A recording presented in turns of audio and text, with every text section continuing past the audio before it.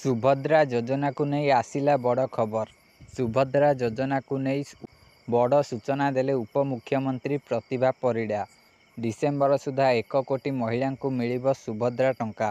ଏନେଇ ସୂଚନା ଦେଲେ ଉପମୁଖ୍ୟମନ୍ତ୍ରୀ ପ୍ରତିଭା ପରିଡ଼ା। ଏମିତିକି ତୃତୀୟ ପର୍ଯ୍ୟାୟରେ ସାମିଲ ହେବେ ସମସ୍ତ ଅଙ୍ଗନବାଡ଼ି କର୍ମୀ ବୋଲି କହିଛନ୍ତି।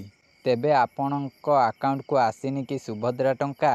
ରିଜେକ୍ସନ୍ ତାଲିକାରେ ଅଛି କି ଆପଣଙ୍କର ଆକାଉଣ୍ଟ ନମ୍ବର? କ'ଣ କଲେ ତୃତୀୟ ପର୍ଯ୍ୟାୟରେ ପାଇବେ ପ୍ରଥମ କିସ୍ତି?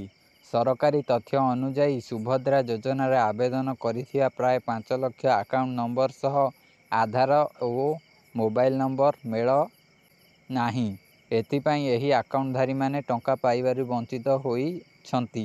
ଏକାଧିକ ଆକାଉଣ୍ଟ ଓ ଏକାଧିକ ମୋବାଇଲ ନମ୍ବର ଯୋଗୁଁ ବ୍ୟାଙ୍କ ଆକାଉଣ୍ଟ ନମ୍ବର ସହ ମୋବାଇଲ ଓ ଆଧାରର ମେଳ ହୋଇପାରୁନାହିଁ। ଆବେଦନକାରୀ ଯଦି ବ୍ୟାଙ୍କକୁ ଯାଇ ଆକାଉଣ୍ଟ ସହ ଆଧାର ଓ ମୋବାଇଲ ନମ୍ବର ଲିଙ୍କ କରନ୍ତି, ତେବେ ଆସନ୍ତା 24 ତାରିଖରେ ତୃତୀୟ ପର୍ଯ୍ୟାୟରେ ସେମାନଙ୍କୁ ପ୍ରଥମ କିସ୍ତି ଟଙ୍କା ମିଳିପାରିବ। ବର୍ଷକୁ 2ଟି କିସ୍ତିରେ ମିଳିବ 10,000 ଟଙ୍କା। 5 ବର୍ଷରେ ମୋଟ ଆକାଉଣ୍ଟକୁ ଆସିବ 50,000 ଟଙ୍କା। ଚଳିତ ଆର୍ଥିକ ବର୍ଷରୁ ଲାଗୁ ହୋଇଛି ବହୁ ପ୍ରତୀକ୍ଷିତ ସୁଭଦ୍ରା ଯୋଜନା।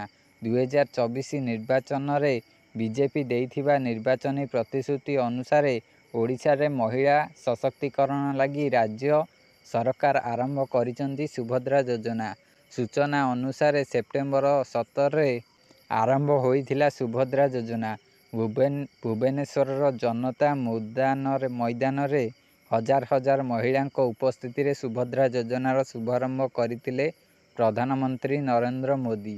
ସୁଭଦ୍ରା ଯୋଜନାର ପ୍ରଥମ କିସ୍ତିର ପ୍ରଥମ ଦଫାରେ ପ୍ରାୟ 25 ଲକ୍ଷ ମହିଳାଙ୍କ ଖାତାକୁ ଟଙ୍କା ଯାଇଥିଲା। ସେହିପରି ଅକ୍ଟୋବର 9ରେ ମହିଳାଙ୍କ ଖାତାକୁ ଆସିଥିଲା ସୁଭଦ୍ରା ଯୋଜନାର ପ୍ରଥମ କିସ୍ତିର ଦ୍ୱିତୀୟ ପର୍ଯ୍ୟାୟ ଟଙ୍କା।